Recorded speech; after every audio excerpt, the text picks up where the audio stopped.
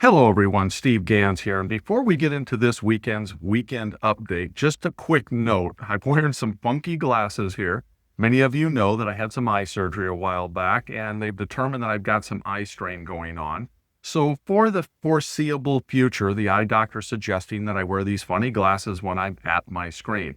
So hopefully that's not too distracting, and you're going to find plenty of value in this weekend's weekend update, including a trade concept idea I'm going to share with you, and something I call my options trading cheat sheet, which I think you're going to find of great value, and it's something you can download yourself. I'll give you details on that coming up. Good morning, traders and investors. Steve Gans here, and happy 4th of July weekend to everyone.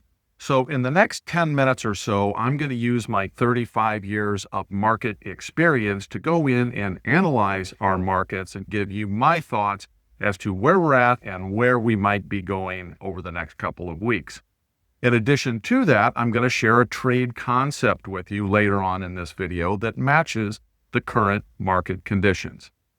So for right now, let's just start looking at analyzing our markets. Now, the big news, of course, is that we did have a breakout to all-time highs in pretty much all of our major indexes here this week, with the exception of IWM, and we'll get to that. So the SPX broke out to all new highs, and it did it with some decent volume coming in. So that's definitely a bullish signal.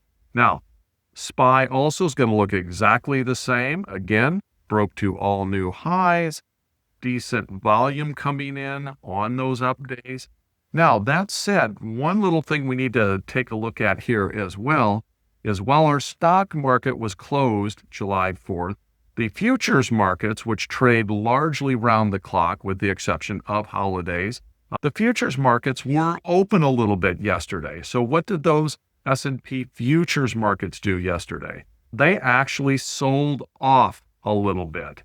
So now they weren't open for a very long time. I'm not sure the exact number of hours that they were open, but they somewhat wiped out that Thursday partial day run up. Again, we were only open part of the day on Thursday. I will also tell you from my 30 plus years of experience that I find that many times the professional traders are not in on those short days. And a lot of the action that takes place is retail buying. Mom and pop buyers aren't necessarily the most sophisticated buyers in many cases.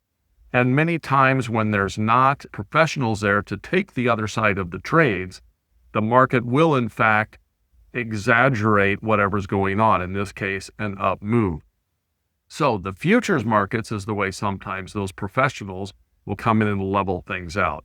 So at the end of the day, I think right there we're seeing on Thursday, the retail traders buying up the market, jumping in, thinking, I don't want to miss out on this rally. It's a FOMO move, a fear of missing out. And then the professionals, which come into the futures market, sold that back down a little bit. So that's the story with the S&P. And the volatility, which is part of that three-step process for finding a trade concept or idea, volatility is really low right now, back to pretty much all-time recent lows. We were slightly lower all the way back here, but not a lot. So we're pretty darn low in volatility. Now let's take a look at the Qs. So with the Qs, you can see also broke out to all new highs here. And our volume is not super high in the Qs. So we did get that breakout, but it's not with massive volume. Volatility on the Qs is also very low. Popped up just a little bit there on that Thursday, but not a big deal at all. Again, still very low in the Qs. even IWM was getting some steam, and it broke out of this large, what we call a cup, and then a handle pattern, and it broke out, and that's often a bullish sign.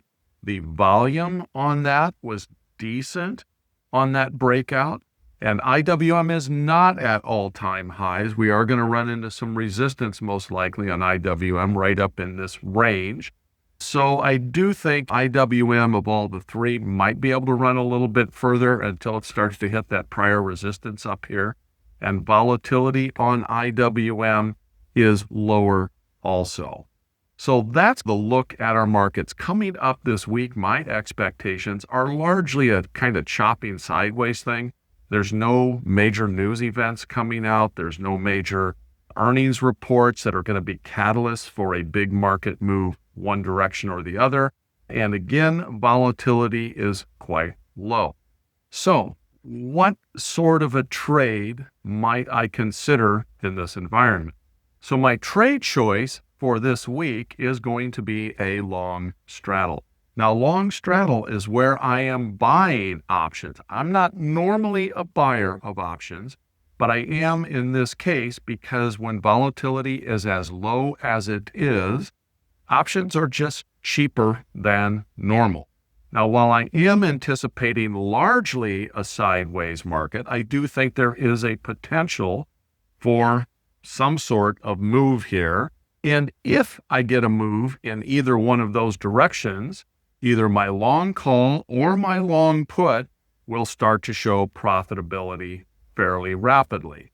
So that is going to be my premise. I'll actually go out a little bit further here. I'll probably go out till the end of July because, again, I do suspect that the next week is largely going to be a little bit quiet. So I probably won't even enter this trade right away this next week. I'll just wait and see because of the futures selling off. I'll wait and see where we open on Monday, maybe even give it to Tuesday or so. Let the market just chop sideways for a day or two. Then after that day or two, I would come in looking at purchasing a straddle like this. Again, this straddle is going to cost me. This is a defined risk trade. But I will, in SPY, I'm going to have to spend some money for that, about $1,900. That would be my maximum risk in this trade. Now, volatility picks up. Again, right now, volatility is quite low. So if volatility were to pick up on this trade, it is going to increase in value. In other words, I'll be profitable or more profitable if volatility starts to pick up in this trade. And if the market goes one of those two directions. So if our market sells off a bit and volatility increases, as we can see here on OptionStrat, that's going to be really good for this trade, and it can develop some pretty decent profit without a lot of sell-off. This is only a 15-point or so sell-off. So that's my concept trade for this week. I'm going to save this trade.